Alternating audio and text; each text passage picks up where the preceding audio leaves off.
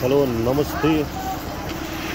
आज चाहिँ हामी ददीकोटमा अक्टोबर ददीकोटमा यो चार आउने जग्गामा हाम्रो डिजाइन बिल्ड हो एरिकनको।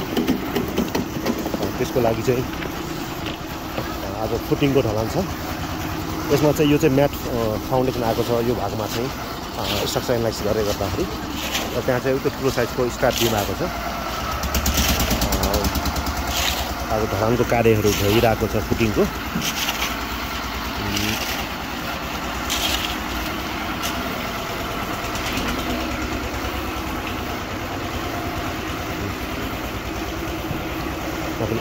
भाग पनि स्टाफ बिम आएको छ।